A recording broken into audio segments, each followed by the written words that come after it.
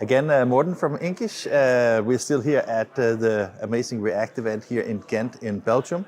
And there's a lot of speakers here, and one of them is, of course, by Europe's number one, Bern Zipper. Europe's number one. Oh, no, not number one. I mean, you are, because, I mean, it's funny because, I mean, even here they take Americans because America is such a big country, right? So you have like the specialists are covering a huge market. But as Germany is the biggest market, I think that you have become like, you are at the BOB events and you are here. And I meet you a lot of different places, and you have the online print symposium, so you are number one for it. No, I don't see myself. I see myself more as some kind of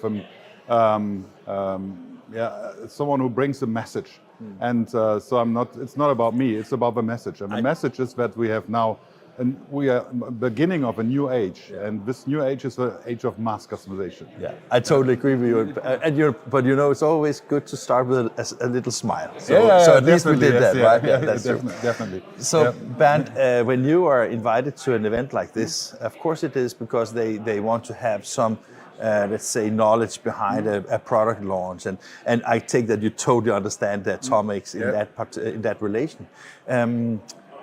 But are you also a technical guy, or? Yes. You know, if you see my roots, it's really PDF. It was in '99. We started over with PDF. I did a lot of shows with Stefan Jeggi, and actually the PDFX development and all the stuff. I was part of that, and so not a major part, but I was part of it. And so as well the workflow stuff, also modern workflows with a combination of online shops, e-commerce mechanisms, workflows behind that, and project tools like Monday, for example, or online shops like Shopify. The connection of that with a workflow, this is what counts today, and this is what my customers need. And so I'm, of course, somehow a technical guy. The reason I'm asking is just because I think that the role I have got to know, I think we have known each other in about 10 years' time or something like that, right? And it's just funny because when I think of you, I think that what always comes to mind is that you have a fabulous curiosity about where things are going, and I mean I mean, one thing is we talk about the mass customization, but you were like first when it came to web to print. You were first when you talk about automation. I remember that the only print symposium I have been attending, it was like you get the best people to speak about something that might be so tiny right now, but may grow out of anybody's expectations, right? Yeah, you know, my job definition is that I'm some kind of truffle pick. Yeah? So I'm searching for trends, and we are analyzing trends. So truffle pick, that is what I should call you. Yeah, definitely that fits to my size. So anyway, so we are looking for trends in future, and then we measure the trends on how can we make money out of it, and or our industry can make money out of it. And I'm totally driven by the love of print. It's the same like you do. Yeah, so but we are passionate about print, totally passionate, and print will stay. Yeah. But we have to convince the people, because they all get blamed by some other people from other industries. We are better, we are this, and this. No, there is no one is better. But as I said on the stage before, no one will remember a CD-ROM with a Gutenberg Bible, but everyone will remember the Gutenberg Bible. Precisely, yeah. And this is a point. And the value, if you give a good business card to someone, that's pure love. And the people now understand that. And even Generation Z is starting over to order business cards again. Generation Z. And these are the children of our children.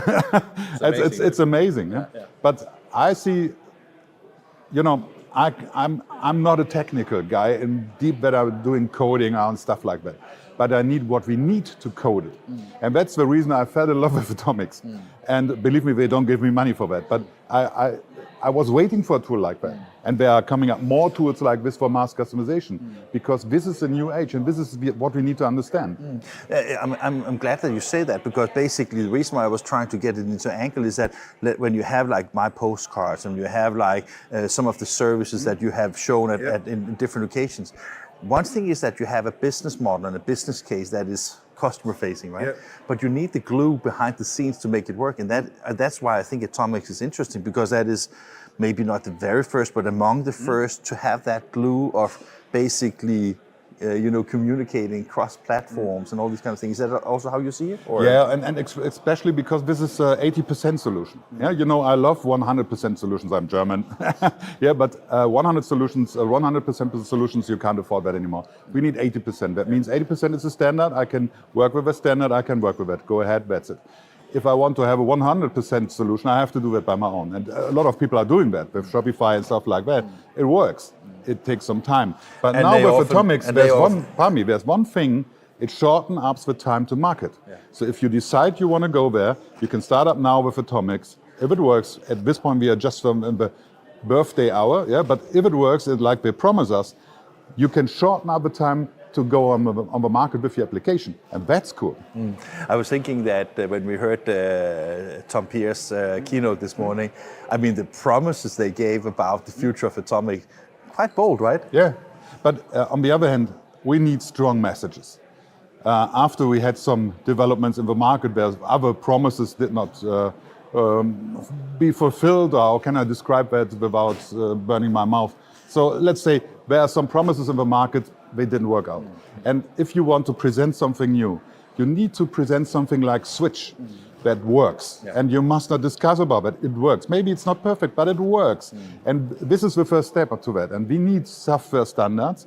And in the past, we didn't have that. So all the guys who tried that, maybe HP with OS, maybe Heidelberg with something or whatever, they did not match that. And so now with Atomics, we have a first chance to have an 80% solution, and this might work.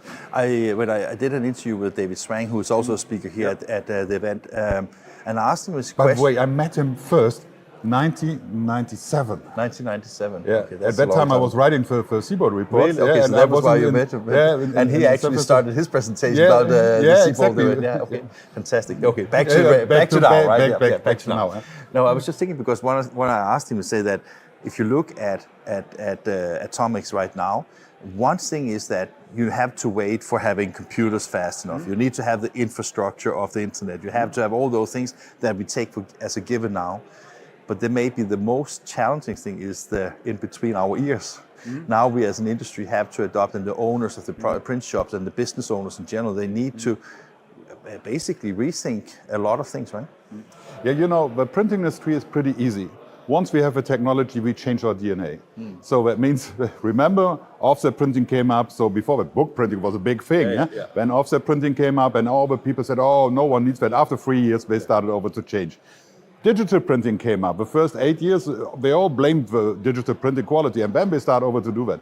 So in the printing industry, it's simple. If you have the right technology, it works. Then we change our DNA. But nowadays, we have to speed up because our competitors, and I'm not talking about printers, I'm talking about social commerce guys, I'm talking about the internet guys, I'm talking about new startups coming up with new ideas. They are quicker than us.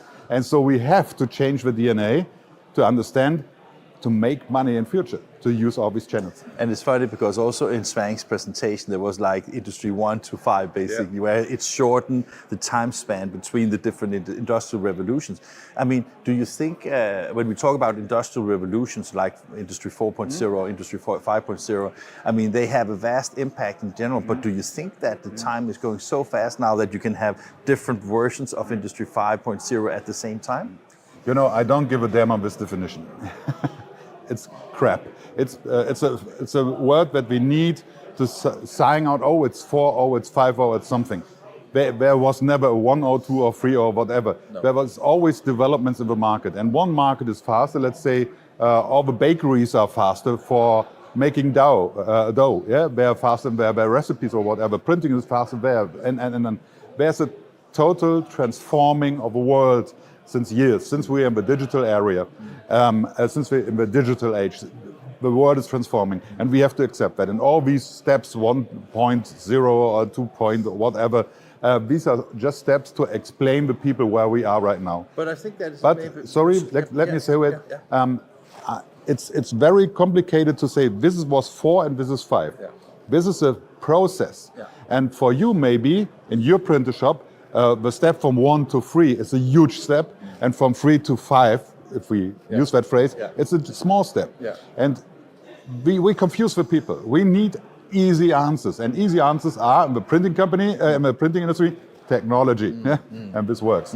I was sorry that I was interrupting you, or tried to actually. No, no problem. It was. I'm so enthusiastic, so sorry but about I think that. it's great. I actually 100% agree with you when it comes to these like boxes. But sometimes I also think that if you're, I mean, you and I, and maybe more you, of course, work every day with the technology, and you really understand maybe even what is coming next, right?